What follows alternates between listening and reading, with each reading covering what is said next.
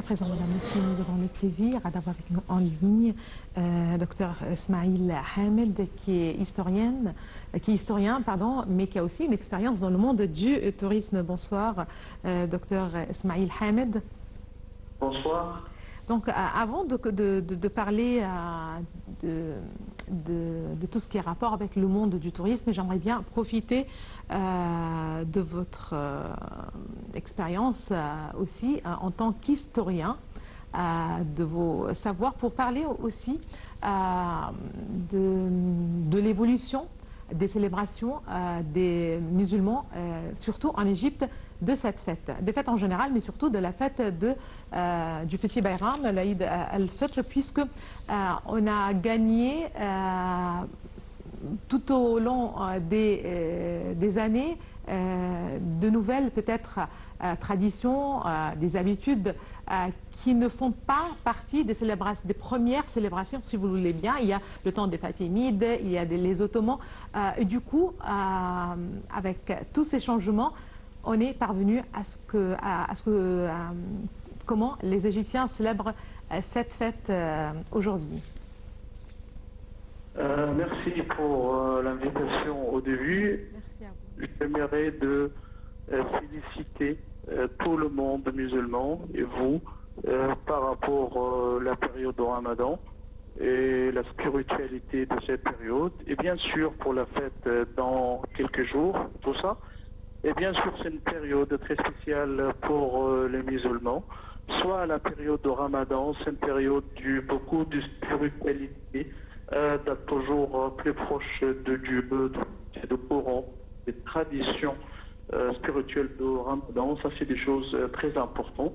Oui. Et bien sûr, pour la fête, ça c'est un prix qui Dieu donne aux musulmans après faire pour 2 jours de Ramadan. Après aussi une période un petit peu de souffrance, de arrêter de boire et de manger et de tout ça. Et bien sûr, pour la vie des musulmans, dans la période, il y a beaucoup de changements qui arrivent. Changements, alors, qui arrivent de l'extérieur avec la venue des groupes de gens, comme les Fatimides qui viennent, comme les Ottomans, comme n'importe qui viennent en Égypte pendant la période de l'occupation, pendant la période médiévale, Moyen-Âge. Et bien sûr, la venue de ces gens-là, ça fait beaucoup de temps, bien sûr par rapport à la culture, par rapport aux traditions, soit pour les fêtes, soit pour les ramadans, avec les choses que les gens s'intéressent de faire. Et en même temps, juste là, pour les d'avoir beaucoup de petits ou de s'intéresser de faire les choses superficielles par rapport à la période au Ramadan, aux légendes au Ramadan. Ça, pour faire beaucoup de choses avec cette chose-là. Mais il y a encore des choses positives, comme les lanternes de Ramadan pour les enfants, pour donner beaucoup de joie. Beaucoup aussi, les gens, dans la période de Ramadan et la période de la fête, on a besoin de changer aussi la routine de la vie. Et peut-être aussi, quelquefois, c'est un petit peu approprié pour la vie des gens, pour dépasser la routine de la vie. Mais c'est important pour ne pas être très loin du principe de la religion par rapport à la période de Ramadan et la fête.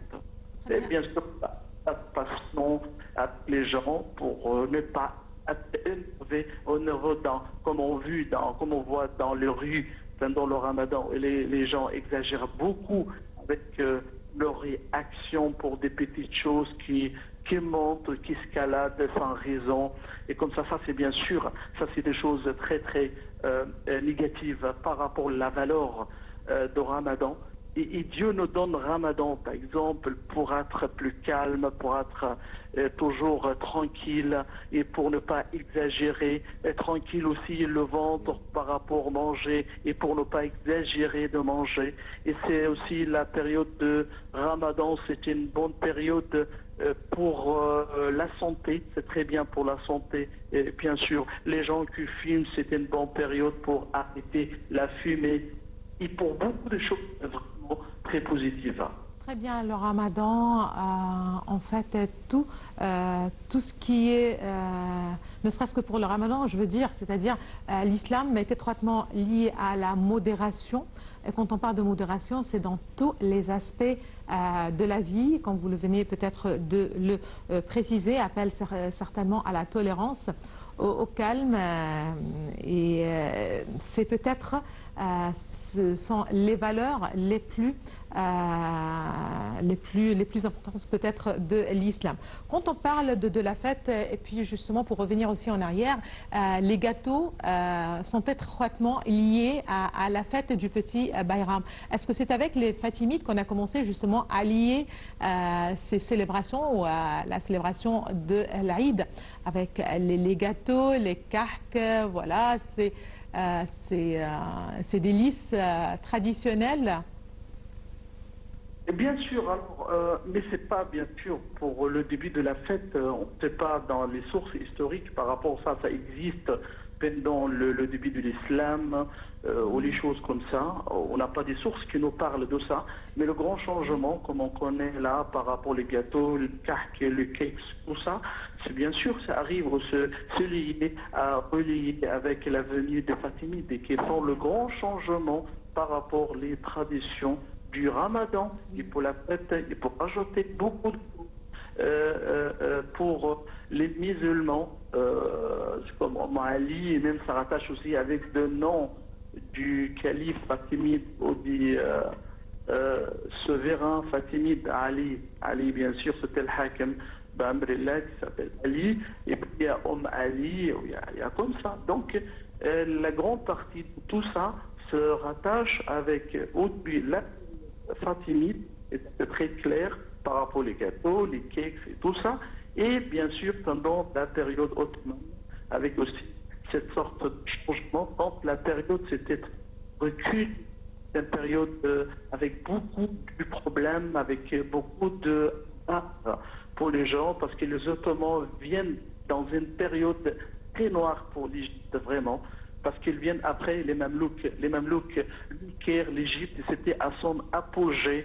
Et ça, c'est très clair quand on regarde le Caire islamique, pour regarder les monuments, les mosquées, et tout ça de la période, et les palais, les maisons, tout ça qui sont magnifiques pendant la période des Mamelouks. Et la rue Al-Mu'izz et là, ça représente alors l'apogée de l'architecture de la période des Mamelouks. Après, les Ottomans, c'était la chute par rapport à la modernisation, alors pour l'Égypte, la civilisation, la chute pour la société et aussi beaucoup d'ignorance et beaucoup d'illettrés, parce que bien sûr les Ottomans n'ont pas beaucoup intéressé par rapport à l'enseignement et tout ça. Bien sûr, il y avait beaucoup de changements, soit une partie positive, soit d'autres parties qui étaient très négatives alors par rapport à cette chose-là.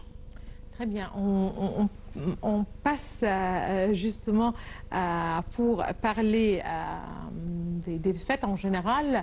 Peut-être les fêtes sont étroitement liées, puisqu'on parle de fêtes, c'est plutôt des vacances aussi. Les fêtes pourraient être aussi liées au repos ou à la découverte d'une nouvelle destination. Et si l'Afrique en général continue de prospérer en tant que destination de voyage de premier ordre, c'est l'Égypte qui figure parmi les 10 meilleures destinations de voyage du continent pour 2025. C'est très intéressant, justement, quand on parle de l'Égypte en tant que destination touristique. On connaît que l'Égypte était toujours connue pour sa richesse culturelle, ses stations balnéaires, pour son climat, pour l'accueil de ses citoyens, mais aussi c'est intéressant de voir l'Égypte figurer parmi les 10 meilleures destinations touristiques pour 2025.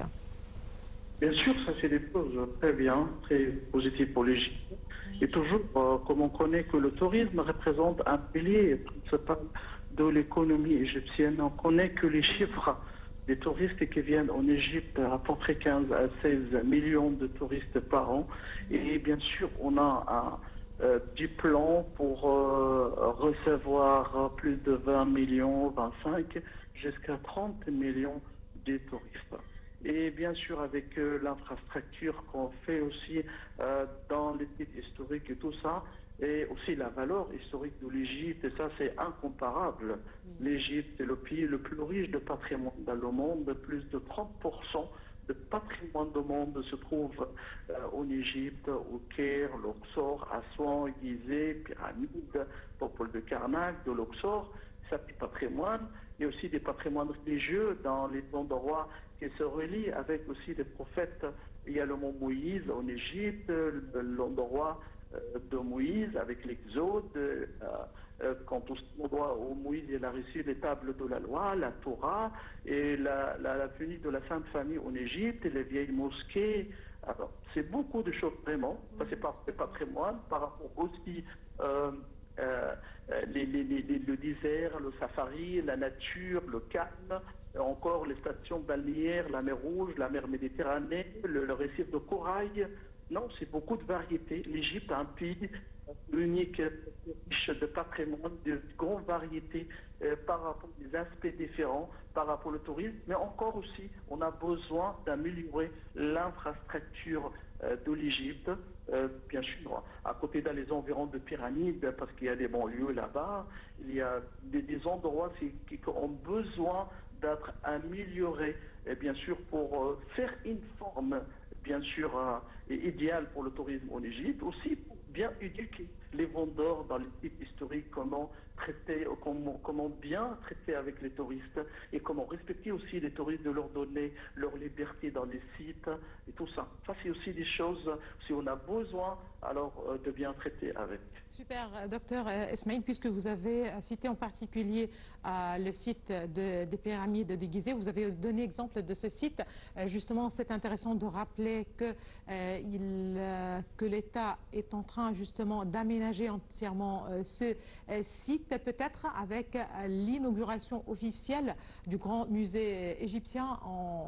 On va voir le réaménagement ou le fruit de ces efforts déployés depuis quelques années pour justement réaménager tous les sites des pyramides et son entourage. On connaît surtout qu'il va y avoir une allée qui devrait relier les sites des pyramides de Gizeh et le nouveau musée, le grand musée qui devrait être inauguré l'été prochain. Oui, bien sûr, c'est le musée là. Je suis très fier. J'étais là-bas il y a quelques semaines, alors ça c'est magnifique. Vraiment, c'est un projet extraordinaire. Ça, c'est le plus grand projet historique de patrimoine dans le monde dans les dernières années là. Et bien sûr, c'est le musée, c'était déjà inauguré, mais partiellement, sans les salles de Toutankhamon. Et comme c'est déclaré par le gouvernement que le début de juillet, alors on va déplacer la collection de Toutankhamon dans le nouveau musée, et puis avec une grande fête, un carnaval pour l'inauguration du musée, et ça sera des choses très importantes pour réclamer et pour aussi des choses de propagande pour l'Égypte, pour attirer l'attention pour l'Égypte et tout ça, et aussi de faire un barrage ou un pont pour relier le nouveau musée avec les pyramides. Et ça, c'est remarquable quand on passe par là-bas. Bien sûr, je trouve là le travail pour le pont. Ça, c'est très important pour faire un passage de piétons. Alors, les gens peuvent marcher, ou le touriste, ou les visiteurs peuvent marcher, soit des pyramides au musée, à pied là, pour les 2 kilomètres, pour regarder l'ambiance avec la vue panoramique, ou par l'autre sens là-bas, du musée aux pyramides, marcher à pied. Ça, c'est bien sûr un changement très très positif, ça c'est très très bien. Et bien sûr, on attend l'inauguration de nouveaux musées, ça sera bien sûr une chose très importante pour l'Égypte. C'est même une balade très intéressante, docteur Esmaïl Hamed. Vous êtes historien et vous êtes aussi spécialiste en tourisme. Merci beaucoup d'avoir été parmi nous et merci de vos explications. Madame, monsieur, merci à vous aussi de nous avoir suivis ce soir. Bonne fête à toutes et à tous.